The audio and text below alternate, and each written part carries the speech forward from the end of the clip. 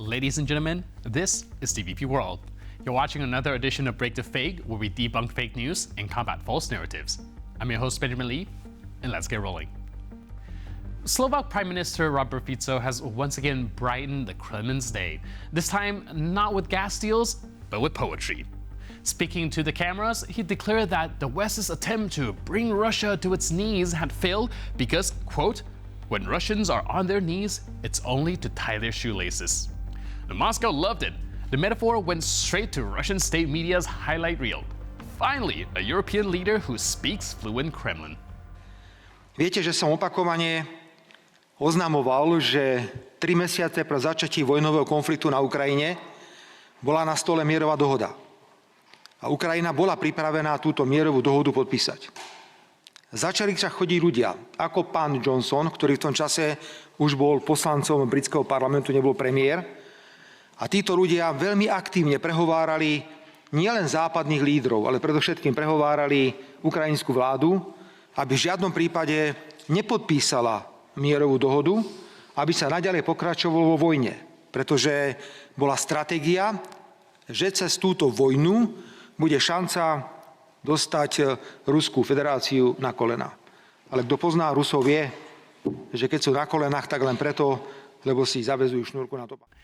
Now, the metaphor does sound clever, except that Russia isn't just on its knees, it's neck deep in sanctions, and its economic laces have been tangled since 2022. Fico has made a career out of saying things that earn applause in Moscow and nervous silence in Brussels. Lately, he's been calling himself a realist who wants peace at any price, which sounds noble until you realize whose peace he's talking about. And while he insists he's defending Slovakia's interests, his talking points are increasingly indistinguishable from Russian state TV. Coincidence? Maybe. Just one that keeps happening on schedule.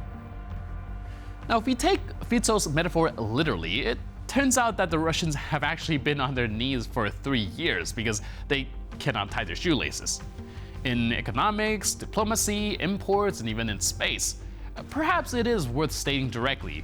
When you're at war with half the world and receive sanctions instead of allies, the problem is not with the shoelaces, but with the fact that you put your shoes on entirely backwards.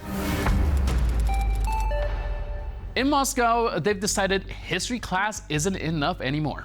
Now they're rewriting grammar. At a meeting of the Federation Council, representatives from the Moscow State Pedagogical University apparently announced a new unified textbook on Russian language and literature with a patriotic, nationally oriented approach. Translation? From now on, every comma will serve the motherland. Grammar won't teach rules, it'll teach loyalty. Now, the authors say their mission is to educate citizens interested in preserving the Russian language and to strengthen spiritual and moral values. In normal terms, that means turning language lesson into ideological drills. Spelling and syntax now come with moral supervision. С другой стороны, впервые в учебниках по литературе в каждом классе Пушкин, в каждом классе тема Великой Отечественной войны, в каждом классе рубрика «Литературная карта России», включая все наши регионы. И в каждом классе раздел «Литература народов России» с 5 по 11. Кроме того, я благодарен за очень интересные предложения, которые делает Елена Александровна Ямпольская.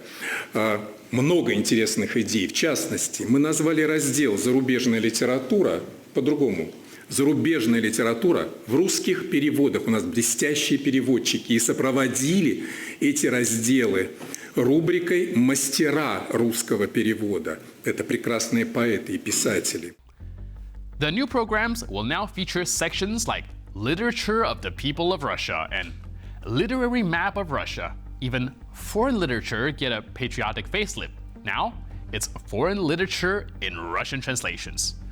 Because a proper patriot reads Shakespeare only after it's been cleared by the Ministry of Culture. And every topic, no matter how small, will have its mandatory fascist and victory, love story, grammar exercise, don't matter.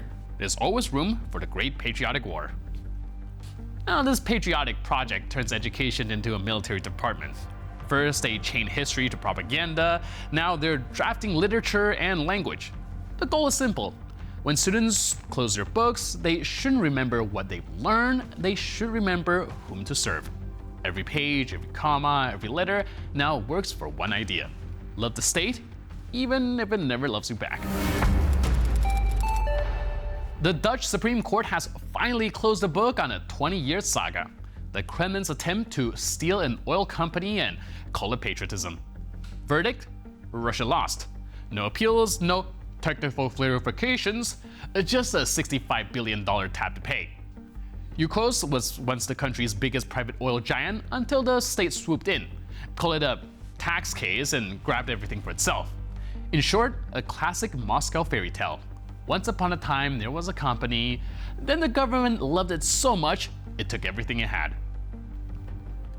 GML Limited, which represents the shareholders, said the decision is final and that there are no further legal remedies available in Russia. So this means it's over.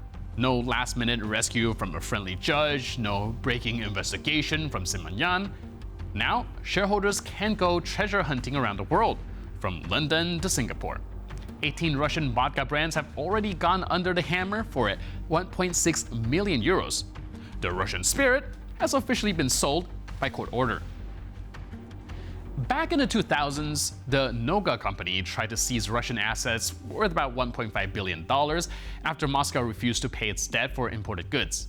The Kremlin brushed it off back then. A few grounded planes, a few frozen accounts, and that's pretty much it. Now this time, it's $65 billion on the line.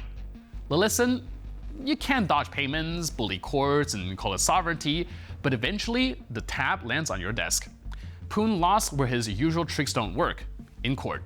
And this verdict now stands as a quiet monument to international law, which, despite all the sovereign peculiarities, still knows how to collect. See, the Kremlin never misses a chance to show off its successful diplomacy. According to Russian state TV, Moscow isn't isolated. It's leading a global movement of grateful partners. Every visit becomes a strategic breakthrough, every handshake a new chapter in friendship. Lately, the big headline was Syria, the loyal ally, the proof that Russia still has influence in the Middle East.